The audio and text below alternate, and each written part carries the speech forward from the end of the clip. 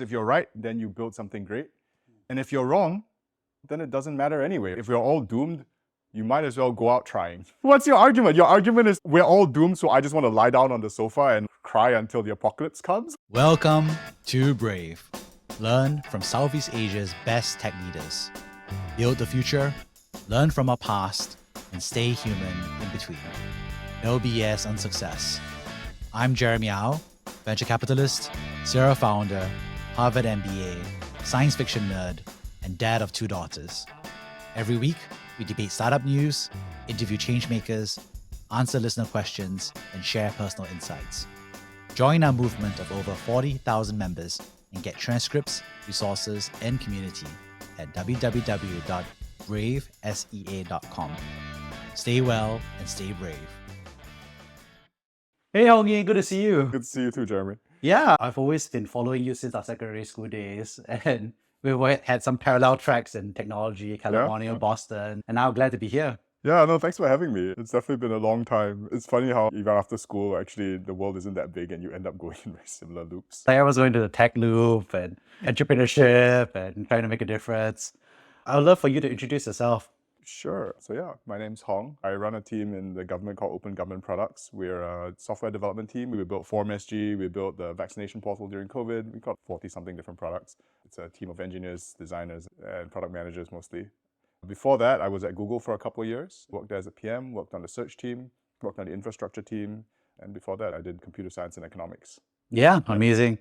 So I know we were in secondary school together, the same classroom, and we went to the same JC together, which is crazy in retrospect. Who did you want to be? When I was in secondary school, I really wanted to be a physicist. For most of my childhood, I wanted to be a physicist because all the topics in school, physics was the one I was good at. And you read these books about astrophysics and quasars and black holes and all these things, and they look pretty cool. And yeah, that was my aspiration in life, was to unlock mysteries of the universe.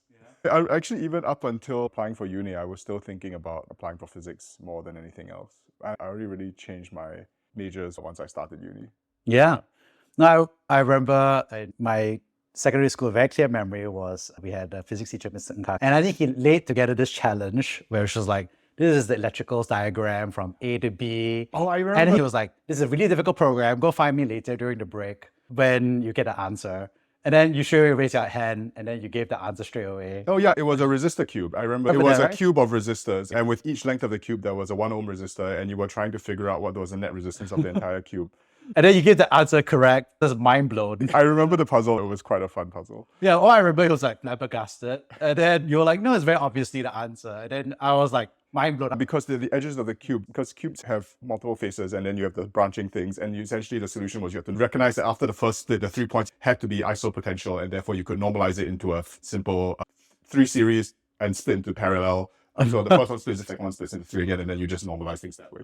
I know. So to you, obviously, it's very clear to you that problem. To me, I was just flabbergasted. I was like, I don't even understand the problem. I don't even know where to begin. I was more on the bio side than the physics. Yeah, I know. I'm terrible at bio. Not a good bio student at all. So we all have things we suck. No, it's amazing. I remember you're always really good at math. You're really good at physics. Okay. I mean, then you're doing quite a lot of that in junior college. And after that, you went off to university, and then there was a time when you were debating between economics and computer science. Yes. So to me, it was actually even more confusing because this guy's going to math or physics. In JC, my dad lent me this book. It's called The Armchair Economist. And it was like a kind of casual reading book, but it was laying out like how to think like an economist in very sort of layman terms as a casual reader. And I remember reading it and thinking, this just makes sense to me. Yeah. It's like the kind of thing where like you've half been thinking this way your entire life and someone puts it down. And I'm not very much of a reader. Yeah. Like I get very tired like after 10, 20 pages, but that is the first book I have ever read. I think the only book I've ever read cover to cover in one sitting. Yeah. And after that, it's not that like I like math or I like physics or I like talking about the economy or whatever. It's that I like systems. Right. And for me, physics, economics is the same thing where it's okay, imagine you have, whether it is mass, force, acceleration, or supply-demand curves, you have these properties of the system, and here are the rules by which they interact. How does this system evolve? Right. And whether you're calculating the trajectory of a ball or calculating what the equilibrium price is for something, I see it as the same thing, just like with different formula. And I think that's the part that made me really switch over. And even when I was in uni, my still plan was to do economics and physics. So I did a bunch of economics, I did a bunch of physics classes. But I think the thing that really turned me on to computer science was when I did my internship at Google. Because up until then, you're just a kid, you're a student, you're writing papers. The biggest piece of work you've done is like a paper that you wrote that your teacher and maybe your parents read. And you're not even sure if their parents read it. But when I did that internship, even though I was just an intern, they gave me work to do. And it's not major work, it was like small feature works on small things like that. And I realized that I was doing things that people were actually using, like actual humans were getting value from. I was working on what later became the Google Play Store and what later would become Google Notes, or Google Keep, so to speak. Yeah. It was a similar form of thinking where you're trying to figure out how to design and figure out the system of how people interact with it. It felt very sort of satisfying to know that your work was going somewhere other than just showing that you could do it. And I think to me that was the biggest gap. Like, there are very good physicists and there are very good mathematicians and there are people who are way better at that than me. And so I don't feel any need to prove how good I am, like how capable I am. I think the thing that I found really satisfying was doing things that people found useful. Right. And so I switched over from physics to computer science, and that's where we are today. I still finished my econ classes, so I technically have an econ degree still, but I don't really use it all that much. I will say that I was a much better economist than I was a computer scientist. So I feel like this is weird things that end up in life of the things that you end up doing. That's interesting because I had a parallel path where I was like in a computer club and I was never a really good programmer. And so economics was something that clued me in. I went in that direction. I'm just curious, what was it like for you? Because we went through like secondary school, JC, uni. What do you think you discovered about yourself during that time frame? I think the biggest thing that shifted for me was just like how much agency you have. I don't know whether it's true for everyone, but growing up in the Singaporean school system, you like just follow the path laid out for you. Okay, you have this exam coming up, study for the exam. You have this homework, you do. I never did my homework, but whatever. The next step is laid out for you. And I think it was only I wasn't a very good student throughout secondary school. But it was only like towards the end of secondary school that I like did not enjoy ACS. I know a lot of people do, and it's fine and it's great. I did not enjoy ACS. And I think it was only towards the end of secondary school that I was like, I want to be able to go where I want to go. ACS is not a bad school, but it was not my first choice. And I decided for myself that I wasn't going to be stuck anywhere. I remember I asked the teachers throughout secondary school, I was a terrible student, but for O-levels, I studied like crazy. And I was very determined and I was very focused and I did well. And so I got to RJ, and I think I know I'm conflating like the difference between JC and secondary school and RJ and AC and all those things, but I found that like when I got to JC and there was a lot more autonomy in terms of what you could do with your life. Like, you choose your classes, you spend time. It felt like there was a lot more trust in you being able to. I was so much happier. The teachers had a lot more trust in you to, okay, we figure this out, they won't chase you over everything. And as long as you got there at the end of the day, I think they were fine, conflating multiple factors. But I think the next big shift for me was when I went to uni. I was a government scholar doing that. And I realized now, very unhealthily, I was just, the track's kind of laid out for me. I got the scholarship, I will come here, get decent enough grades, I'll go home, we'll start doing work, and I don't really need to try that hard for a career because, and all my friends were applying for jobs and internships and stuff, and I was just like, I'll just take the day off and go play video games or do whatever. It was only like, I think, third year of uni that a friend of mine made me apply for the Google internship. I remember this because I had this very kind of unhealthy attitude to be like, what's the point? There are so many other people so much smarter than me, like doing this, and they've had so much more experience. And I remember she was saying like, no, just stop it. Just try. If you don't get it, that's fine, but just try. And so I did. I applied for it, and for some reason, I did reasonably well enough in the interviews to get an internship. And I think that changed a lot. This idea that rather than waiting for what is laid out for you, you can take action to do it, and you can determine what you want to work on and how you work on it, and you can choose things.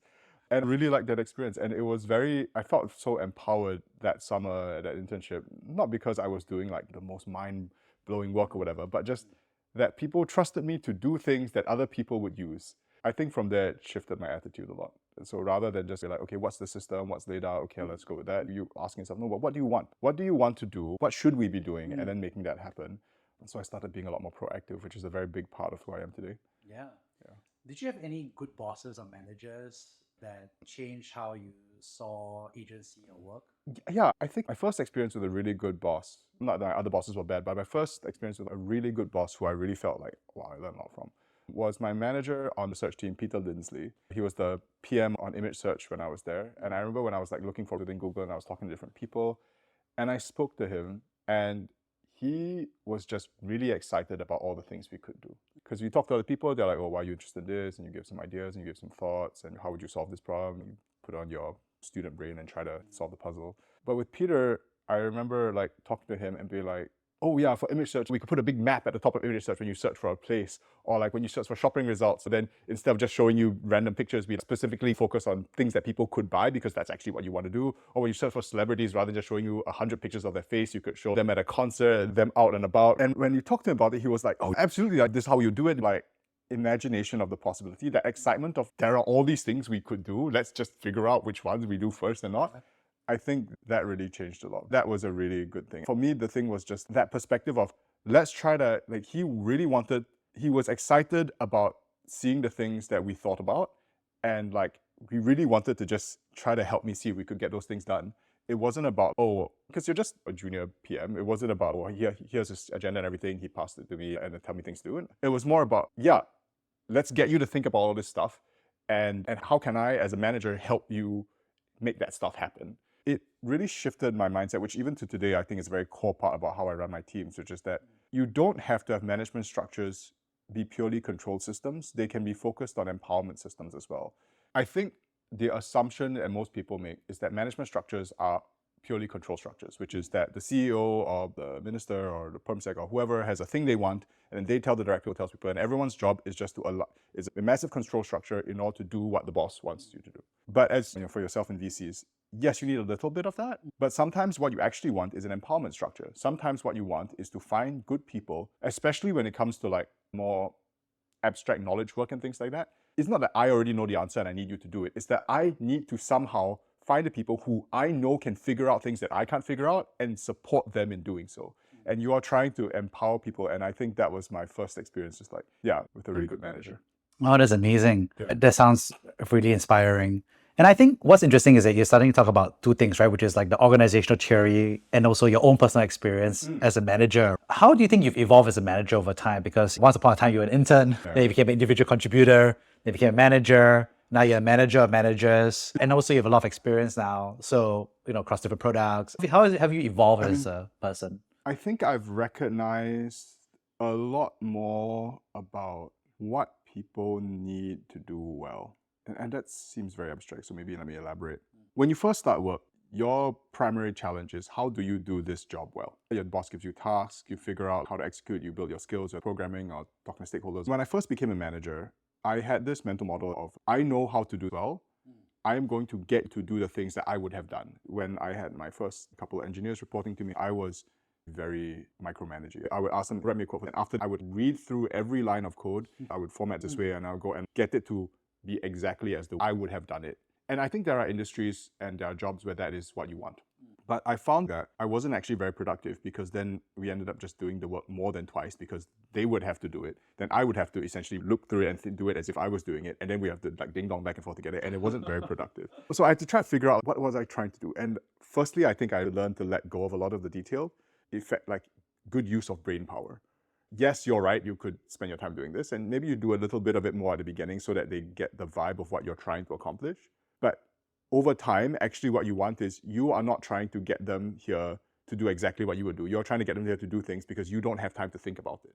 And so you get your staff to, I think that's the first thing I learned, which is like what things to let go of. I think the next stage I had to learn was, as the team got a bit bigger and going, is I would say 70% of good management is just trying to be a good manager. A lot of managers don't recognize that's a goal. They see management as a position rather than as a responsibility. It's like, oh, I am the manager now and therefore I get to tell you what to do. But I think for me, the big shift was like actually reading just even a couple of books on management and things like that, and really understanding that management was a thing that you're like, really, what are you trying to do as a manager? What are your responsibilities? Your job is to make sure everyone understands what the goals are. Your job is to figure out where people are blocked and unblock them. Your job is just to try and help people. And don't get me wrong, there's a lot of very deep expertise in this.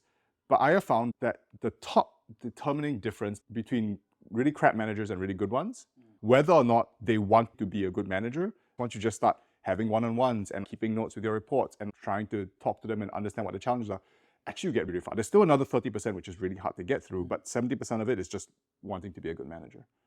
I think where I've grown to now, I mean, there's a lot of things I've learned, but my most recent thing that I've sort of figured out is at a kind of meta level, what are the conditions you need to set up for people to work together well? Because everyone knows some teams work very well and some teams don't.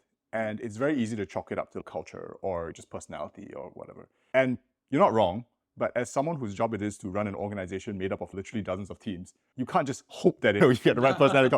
You need to understand what allows some teams to have very good culture, what allows some teams to have very good personalities working together, why they work, and what needs do they have. It is not just skill. I think that was one of the mistakes that I made. I used to think that if I just hired really capable people and put them together, they would figure things out. You need to make sure that they have clear goals of what they're trying to work towards. You need to teach them some basic human interaction skills because funnily enough, you think all of us out of university, you think you're fully formed adults, but actually in retrospect, you realize how much you're missing a lot of social skills. You need to figure out the right kind of stress and pressure to put on a team. No stress or pressure results in a team not even having to be there because there's no reason for anyone to try and accomplish anything. You put stress and pressure in the wrong areas, the team starts turning on each other because anyone who's played board games or video games knows this. You put the right stress or pressure, the team comes together and really rallies and works towards something. Simple things like just having the clarity of the goal and putting pressure on, hey, let's get this outcome, rather than trying to be punitive on particular behaviors. Be clear, like, I care about this, therefore I am trying to get you this. Just having that one extra sentence of, yes, I'm blocking this, but because of this, I think it gives people psychologically a lot of alignment to where they're going as opposed to like just trying to dodge getting zapped. I don't know, this is something I could talk about forever, but hopefully I am a better manager today than I was when I started. And I think what's interesting is that obviously it's always a challenge for people to learn to become managers. And what's interesting is that you're doing this in the context of the government, right? And public service, which is another thing altogether. Because for me, you pull up an MBA, there's a manager in a corporate setting and targets are very clear. But I think government is also a different like animal, right? So I'm just curious, like, how do you feel like some of those learnings have been in that sphere as well? Is there more stakeholders? Is it more organizations? Is it a different set of metrics to go after? How do you think about that? How is the art of management different within government from your perspective? I know people say in private sector, profit is a very clear driver where public sector doesn't have that. And that is true, but that's only true for the most senior positions. For the vast majority of people in, let's say, Grab or Netflix, for example, they're not responsible for the profit of the whole company. They're not even responsible for the profit of their division. Most of the time, you have the same kind of proximate anchor, which is, bosses want this, how do I deliver that and get the team together to deliver that? And you get a good feature out and get people happy and using it. I don't think that on a day-to-day basis, the designers in Grab and the designers in OGP are like dramatically different in terms of, oh, this one I'm trying to squeeze. I think they're trying to do good design for what their users will care about. That is true if your goals are correct. I think it depends at the level where you're going at. So I think if the goals are already set out fairly clearly, the work is actually quite similar. I would say that maybe one of the big differences between government and private sector is that in government, you have to do quite a bit more work to figure out what your stakeholder wants from you. In private sector, generally speaking, if you show that this will bring them revenue and profit and stuff at a high level, yeah, you go. And because of that, when you talk to the junior level staff, they know, and the whole org knows that if you give this goal, if you help them do that, they will be able to bring that to their boss and their bosses. What I found in government is that the different departments can have completely different goals, which have nothing to do with each other. And when you go around talking to people about what is good for the public, people will like nod and technically yes, but what does that mean for me? And so I think a lot more of the work I have to do is to try and figure out, okay, what is it you care about? What are your goals? How are we going to clarify that and goal? Because government tends to be, it's a difference between optimization and kind of like caretaking, I guess house sitting and so. The analogy I give people is, let's say your friend asks you to house sit for them. You go live in their house and you make sure everything's clean and the trash gets taken out and things like that. If a contractor or a salesman came to you and be like, hey, I can make your house better, I can install these fans, I can change these lights, I can do this, and the house will be better. You would look at them and be like, dude, you're crazy. I'm just here to take care of the place. What the hell are you doing? That is a very similar perspective to have where you are, whether you're the owner versus the caretaker. And I think in government, we rightly have fairly heavy caretaker mindset where it's, okay, a lot of people have built this place up before me. I am now here and new in this role. And it doesn't matter whether you show me that this house can have triple its square footage for basically no cost and increases resale value, whatever. It's not my house. I am just here to make sure that it is clean and in the order that it was left in. And if you start calling your friend, be like, yo, this contractor came in, like, you think you're crazy. So when you want to get something done in that framework, you need to find the people who have the kind of owner mindset rather than the caretaker mindset. Because for them, they're like, oh yeah, great, increase the resale of our house, we'll improve this, I'm going to live here. And that, I think, is the biggest challenge. In private sector, it tends not to be a problem because almost everybody there is clear that if you were to increase the revenue of the company and increase the profit or increase the efficiency, someone would benefit somewhere, and you can find that. Whereas government, it's not wrong, it's just a very different mindset. Maybe we can use that example like parking.sg, right? So my mom loves this app, right? So one day she just messaged me all of a sudden. She's like, wow, this app is so amazing. I love this app. It's so much better than whatever. And I was like, wait, this is Hongyi, baby, product. So I laughed and I sent my mom a message. Like, oh, actually, my classmate. So the idea behind it was very simple. And to be clear, we weren't the first people to have this idea. I think in almost every hackathon you have in Singapore, there was a bunch of private sector people who are trying to get the government to do this. There was a bunch of hackathons demonstrating it. And the concept of put in where you're parking and pay money is a very simple concept. It's not a big idea. And in fact, I think everybody who's ever used a paper coupon was like, why you make me do this? Why can't I just use my phone? The idea is not hard. The difficulty was getting all the stakeholders to want to do this and to integrate with all of the enforcement systems to actually make it happen. To just give you an idea, like just a sort of sense of scale, building the actual software for the app probably took 2-3 months, about that, at least for the first build. We obviously iterated it since then. But like the difficulty was realizing that like most of the parking lots, we didn't actually have digital records of how much they cost. So the record was the sign. And so we had to go to HDB and URA and LTA and dig up all their archive records of the database of what fees they put for different things. And then we digitized that. And then we put it into the app. And then we realized that what was said in the record and what the sign said on the ground were different things. And then you have to fix that. And then you have to figure out, okay, then how do you communicate to the enforcement officer that like, this guy has paid, do they check your records? Do they look it up versus the price? If I put the right amount of money, but I put the wrong parking lot, do you find the guy? Like, that was the challenge. The concept of paying for parking using your phone is, other countries in the world have done it. If anyone who's gone traveling and had to pay for street parking somewhere has done it, the difficulty was getting it integrated into our data and our enforcement and letting the URA officers update the parking fees, and when they have to change prices or change the number of or change the boundaries of the lots and which one was where and things like that. The big concern that the government officers had was that if we did this system, would it dramatically slow down our enforcement, because you literally have humans on the street going around checking everyone's things, and if you don't make it smooth for them, and now, congrats, you've got it very convenient for customers, but like your enforcement operations now slow to a crawl. That was a problem. So we had to like take videos of us like showing, okay, this is what we take. You take a picture of the license plate, or you just key it in on the keyboard or something, and we were timing it to show that the rate of progression was the same. So you can see how the product isn't so much like the software itself. The product is like the software connected to all the different touch points that it needs in order for it to work smoothly in our system. Because the UX is very clean, very simple, very consumer friendly. Yeah, the app itself is relatively simple. It is the operations and integrations that I would say. So app building about 3 months, getting everything else done was like 8-9 months, something like that. So it's a little bit like an iceberg. And I think we see like different versions of this, right? You've also done forms, right? For the government. I think there's also some anti-scam stuff that you're working on as well. So maybe we'll talk about the scam side, for example. It's a crazy problem, right? Singapore has rich people. Scammers exist. Criminals exist. We are clearly very rich and very stupid, and therefore we get targeted. Yeah, exactly, right? So it's like a pinata where they keep hitting us and money still keep flowing out. So I feel like everybody's all rallying DBS Bank and moving towards fixing it. All of us who have elderly parents are also like warning them all the time. This is a problem I've been trying to work on for probably 8 years now. I remember when I first looked at it, I think this was 2017, and it was a lot smaller then, but you saw that year on year, the amount of money we've lost to scams has been increasing exponentially, at least 20% year on year. I think last year was 60%, something insane like that. That's the best stock market performance. That's crazy. And the thing you have to understand, that I think the mindset shift that we need to have is that you're going to lecture people out of this.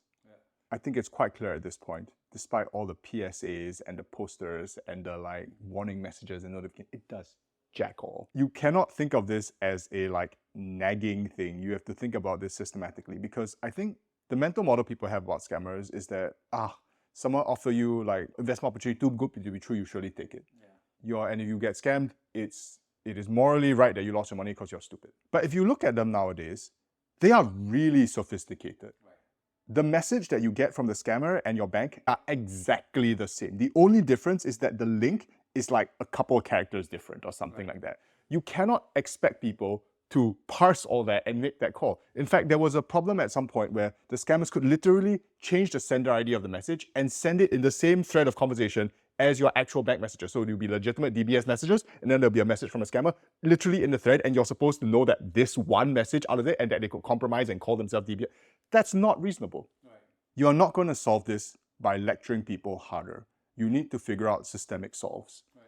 You need to understand, like, from a system perspective, what were the authentication mechanisms, what were the identity on that authentication infrastructure that you were supposed to be able to do, and why were they not working? Because rightly, again, this is just showing the weaknesses we have as a high trust society, right? The government would randomly call you from random phone numbers and tell you to pay fines or pay things. They would. Like, part of the modus operandi was just like, oh yeah, there's a fine someone needs to pay, or there's an issue that we need to call them out for.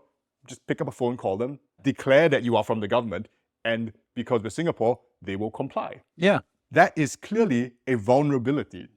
And when we weren't as connected to the rest of the world, that vulnerability went unexploited. But now that we are clearly irrevocably connected to the rest of the world, that vulnerability gets exploited. You need things that we were taking for granted, you need to be explicit about. You need, firstly, proper digital identity. You need not just identity, but authentication mechanisms. You need to be like, how can you prove that you are this person? Whether it's something like SingPass, whether it is some other mechanism, you need an authentication mechanism. Once you've got identity and authentication mechanisms, then you need to figure out like checkpoints and safeguards for these things. If I try to sign into my World of Warcraft account from another computer at a weird time, I get an email being like, yo, something's weird here, can you please double confirm? But if at 3 a.m. I decide I want to transfer like $1 million from my bank account to some random guy in Vietnam, you're like, yeah, totally cool, go ahead, do that. That doesn't make sense. How can it be that your World of Warcraft account has all these anomaly detection and checks and all this, but when you're transferring huge amounts of money at random times to random people, they're like, yeah, go for it, man. What do you want me to say? Don't get me wrong. There are always going to be like the more sophisticated scam victims where they've really captured the guy, they really conned the guy that, you know, in the news, the police will go and like really try to convince them. And no matter what the police tell them, they're not going to believe it because they didn't capture. But there are so many intervention points before that you could have gone in and been like, hey, this is weird. This person isn't actually a policeman. Brad Pitt is not actually in love with you. And so many mechanisms downstream from that where you're like, okay, but this bank account clearly has been receiving like a lot of weird payments in the last 24 hours. Maybe we should stop that or lock that down or something. This is an entire class of problems, just like crime is an entire class of problems. You are not going to solve crime with just one app. You need a justice system, you need a law enforcement system, you need investigation officers, you need prisons, you need judges, you need legislators, and lawyers, you need that whole thing to get the physical criminal justice system to work. You are going to need that same level of industry in the digital crime space. You're going to need law enforcement mechanisms, you're going to need training mechanisms, you're going to need a way of chasing these things down, you're going to need ways of blocking and censoring avenues of attack that the people come in from. And it's going to be continuous, just like physical crime is continuous. I think hoping that there'll be a quick fix to this is the fastest way for us to basically fail. Yeah. I love what you said. I think a total mindset shift on this whole scam side. And I myself had credit card fraud from Singapore. And I'm just like, I just have to physically check my statements. And I work very hard not to be defrauded. But it's really, and lecturing people and expecting the mass of everybody to do this and being like, if you don't, it's your fault, is just abdicating our responsibility. Yeah, exactly. We need to build systems to protect people. And that's how Singapore got here. There are other countries who basically say the same thing to physical crime, which is that there are some neighborhoods where it's just not safe to walk. Buy a gun and take care of yourself. But in Singapore, we decided we don't want people to have to be worried about their lives when they walk around the country. And we don't want people to have to be worried about their digital lives as they do anything online. I agree with you 100%. I think that's a very good point.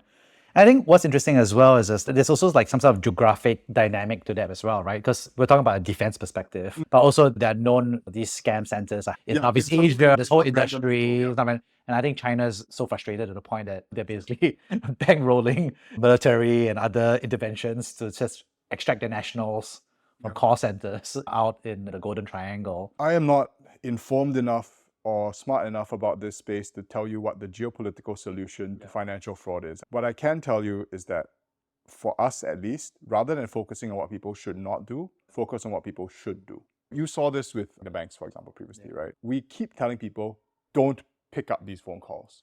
Don't fall for the scams. But what should you do? Literally, because DBS will message you to log in things and send you PIN codes.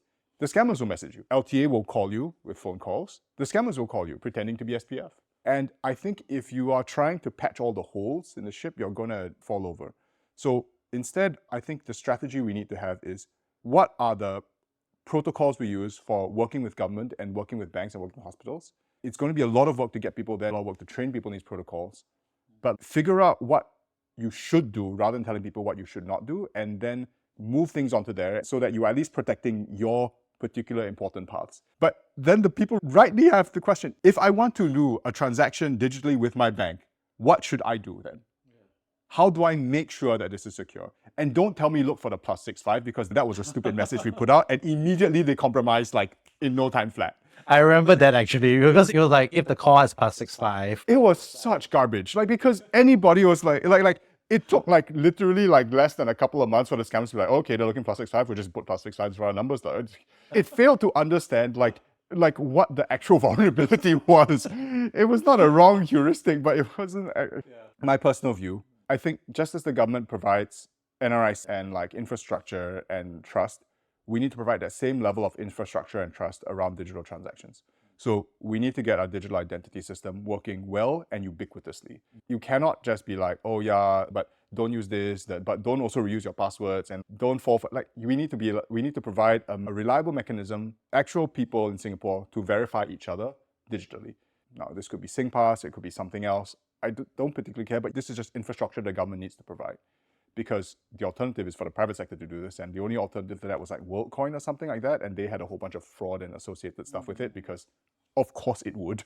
Once you have that, then you need to have law enforcement mechanisms looped into this data fairly real time. So apart from just providing the authentication mechanisms, you need to be seeing, let's put it this way, right? The scammers move money within minutes. You could imagine putting in mechanisms where, like safety valves, right? I don't know anybody who really needs to move $10,000 within a fraction of a second. But actual consumers who don't have that money to lose, no one needs it in a fraction of a second. And it's fine to check slow, authenticate, make sure it can't just disappear like that. You could imagine a whole bunch of verification mechanisms you have in place. You could imagine, for example, making sure that bank accounts are tied to specific people, but like when the pattern of anomaly like spikes, you need that person to show up in person to that bank account. And yes, it will cause some inconvenience to some people, but you need to do that to prevent money. I think we need to go target this from the supply chain as well. There needs to be some liability on media platforms and communication platforms who push this stuff out, because otherwise they're just not going to do anything about it. Facebook, for example, still has a lot of you see these sponsored ads, which are clearly scams. It's like fake, deep fake, whatever, and they are getting paid for these ads. And obviously it's going to continue if you keep getting paid. So you must take some action around that. There must be some responsibility around that. I wish I could tell you I had an entire plan in place of how to fix this. I don't. I just have a vague sense of the different components that we are going to need to start working on, and it's not going to be a quick fix. But I do know we need identity and authentication. I do know we need some detection and intelligence around it. One of the things we're doing with Scam Shield, for example, is we're trying to build some kind of collective intelligence, because previously people would just get targeted individually. But with something like Scam Shield, if 200 people get a scam message all at once, the government should know about it instantly. They shouldn't have to wait for a few months later where people report the crime. Yeah. I think another part that's interesting is I think a lot of people, that's top of mind for a lot of folks, is people are very anxious about the world today. There's the US, there's China, there's decoupling, there's a lot of stuff. And I think what's interesting is that it's less about that global stuff. There's sometimes the sentiment I talk to people, and people are like, oh, Singapore's doomed. Like, Singapore's very small, Singapore's very fragile, we can't defend ourselves, and the world is going sideways. And it's kind of interesting because as somebody's come back and I'm like, yeah, I'm helping. I'm just curious. Yeah. Look, I can't convince you to give a shit, basically. My view on this is that if your main takeaway from consuming all this is that the world is doomed and we should just lie down and die, that is something that if you believe, there is no logical argument to persuade you otherwise. Because every part of our existence is just a matter of whether or not we want to. Singapore as a country only exists because we decided we wanted to. I think that's something people need to realize. Like, it is not like, oh, this was such an optimal place and, you know, how, like, oh yes, we had a deep harbor. Yes, that's true. There are some advantages to us being here. But basically, there were, if you look at any of our history, 100 points at which we as a country could have collectively just said, screw it, not worth the trouble, and just either merge into the British Empire or merge with Malaysia or merge into part of Indonesia, or just have everyone disperse and just become a village and a footnote of history.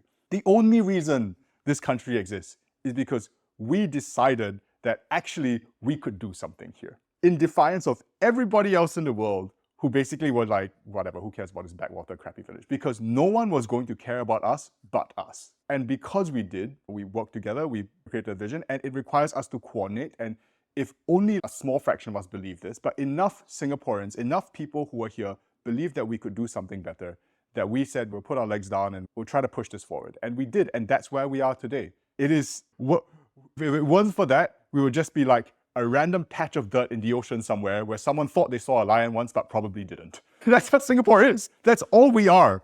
So if you don't think that this is worth doing, okay. I can't argue with that. That's up to you and good for you. I think that if you look at what we've built and where we've come and the people, we have achieved something here that no one else in the world has been able to achieve. A good place, a place where things work, and there are a lot of problems and a lot of issues, but things work and we have a chance of making it better. But we have found a small place in the world where we have more or less gotten things right, where people can go outside and they're not worried about getting shot or killed. And we have a place where healthcare more or less works and it is worth something. No one's going to convince you otherwise. But I'm hoping that enough people understand that this is worth something and know that enough other people also think it's worth something, that we can do something together on this. Because yeah, like if you're right, then you build something great. And if you're wrong, then it doesn't matter anyway. If we're all doomed, you might as well go out trying. What's your argument? Your argument is we're all doomed, so I just want to lie down on the sofa and cry until the apocalypse comes? Yeah, if we're all doomed, then there's no harm in trying to get something built. And I think that I get something good here. And if you feel like you're too scared and too worried and you feel like you have better options, okay. But we are only here because we decided otherwise. I think the interesting part is what you've reminded me of is when we disaggregated it, I think one part of it is fear. One part of it is the perception of helplessness, right? Singapore's small, so we can't change anything. Then also there's a bit of the fight response, right? It's like either flee or fight or freeze, I guess, is the response dynamic. And the last part of dynamic is also like, where do I even get started? You know? To be honest. Basically, you need to decide for yourself. Like, it's a very weird result of that it's quite replicable and obvious through modern social media that if you talk to someone enough, you can convince them to lay down and die, which is the attitude that you have a lot on social media, which is that if I spam you with enough gloom and doom and frustration and annoyance, you get so wrapped up in your head that your decision is just, fuck it. You need to decide you don't want to do that. I think that's the first point. Beyond everything else, there are a lot of places you can start. You can volunteer with people, you can work for social enterprises, you can try in your small ways, in small places to make things better. There are a lot of people who need help. I think that's the attitude that I have. That's the framing that I take, which is that if you believe there's nothing to be done, then okay. But if you look around you, that's obviously not true. There are so many charities and government organizations and people who are trying to do things, and all of them have problems. And none of them are going to solve this in one step. If you think you're going to come in, do a bunch of work, and then the world is saved tomorrow, no.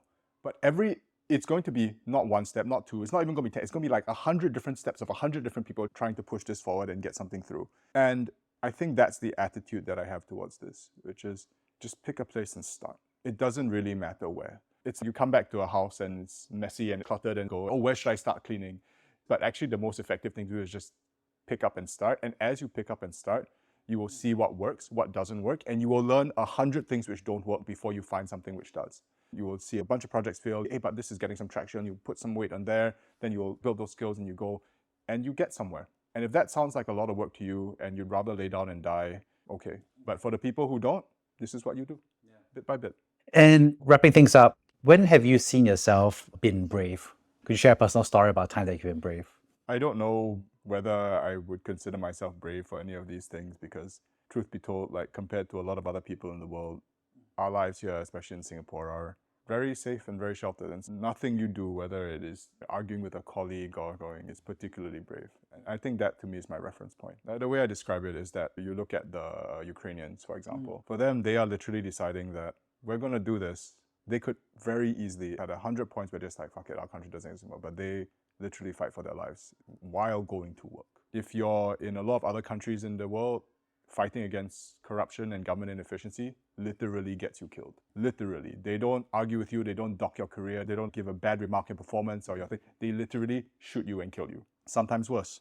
So in Singapore, I think it's very presumptuous for me to call anything I've done particularly brave. What I try to say is, if other people elsewhere in the world can deal with so much risk and so much harm to make their country just a little bit better, surely in Singapore, where your risk is like someone like saying something snide about you, surely you can do the same. And that's the way I think about it. I don't think anything I do is particularly brave, but at least on a day-to-day basis on these things, when I started my team, I think It would have been very easy for me to say, this is really hard, it's really frustrating, really stupid. And I think there were times where I wanted to do that and just say, screw it, I'll go back to California. You can drive around in the California sunshine, it's really nice. But if other people in the world can deal with so much to push for things and we have to deal with so little, I think we should do it. And I try to make that choice every time.